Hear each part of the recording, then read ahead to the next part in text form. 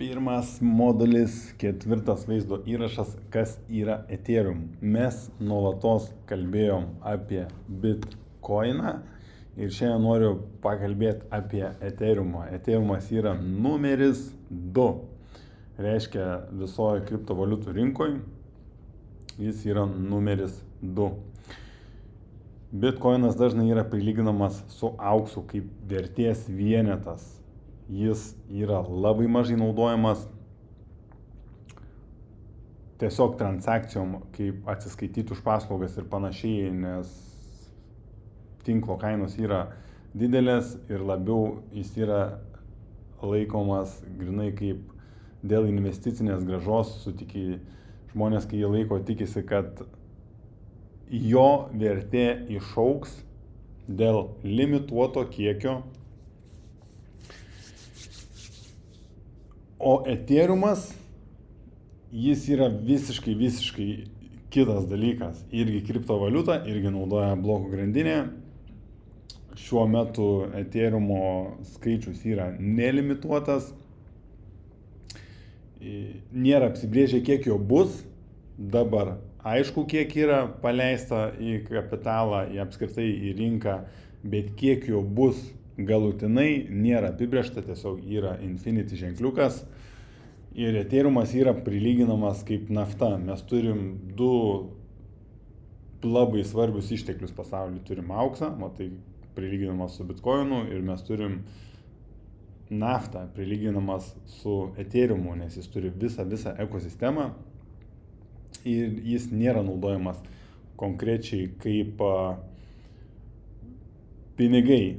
Tiesiog tai yra platforma, kurioje mes galime kurti kitus žaidimus, appus, kitas kriptovaliutas, išmanesias sutartis. Dar vienas pagrindinis skirtumas tarp Bitcoin ir Ethereumo, tai Bitcoin naudoja Proof of Work algoritmą. Tai reiškia, mes turim turėti fiziškai kompiuterius, plokštės, elektros galios, kad kastume, patvirtintume transakcijas ir kastume daugiau Bitcoin. Ethereumas perėjo, anksčiau irgi buvo toks protokolas, bet po to jis dėl didelių elektros sąnaudų perėjo į visiškai kitą protokolą. Tai reiškia Proof of Stake. Jeigu aš turiu 32 Ethereumus, aš galiu juos pastatyti į tinklą, juos ten palikti ir mano tie Ethereumai palaiko tinklą ir patvirtina transakcijas ir aš gaunu grąžą atgal. Kažkiek po gabalėlį Ethereumo. Taip pat, aišku, yra ir defliacinis mechanizmas sukurtas. Tai reiškia, kad kiekvienoj piniginiai, kai susikuria naują piniginę, atsiranda ten Ethereumas, jeigu mes ten nusiunčiam, ir 100% jo atgal visiškai galutinai nebegalima išsiųsti. Dėl to, kad kiekviena piniginė turi turėti bent kažkiek Ethereumo, kad patvirtintų transakciją.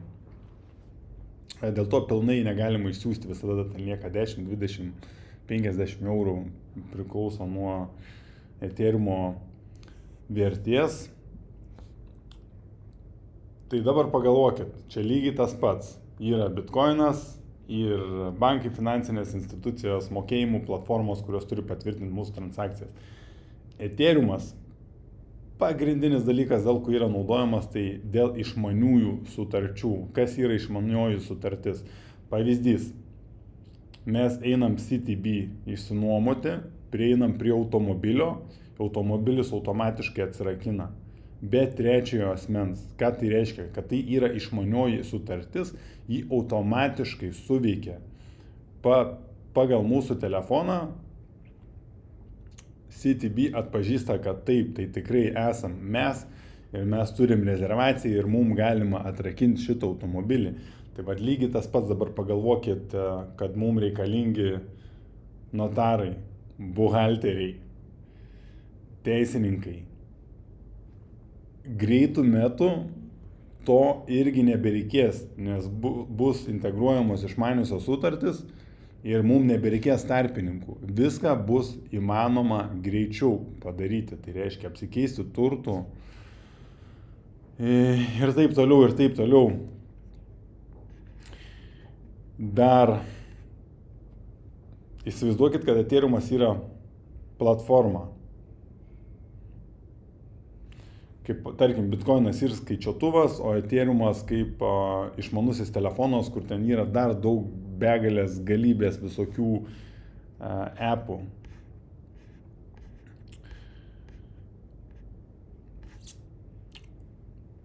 Paminėjau. Tai iš principo tiek. Ethereumas yra kaip platforma, kur mes galim kurti žaidimus, kitas kriptovaliutas, skaitmeninį turtą, skaitmeninį ID, netgi finansiniai fondai dabar populiarų yra visą turtą tokenizuoti ir finansinės institucijos tokios kaip, tarkim, BlackRockas visą savo turtą skaitmenizuoja Ethereumo blokų grandiniai. Kitam video mes jau pradėsim kalbėti apie piniginės, kas tai yra ir jau šiek tiek turėsit daugiau vaizdo, matysit ne tik mane kalbantį, pademonstruosiu ir daugiau dalykų. Ačiū už dėmesį ir iki greito.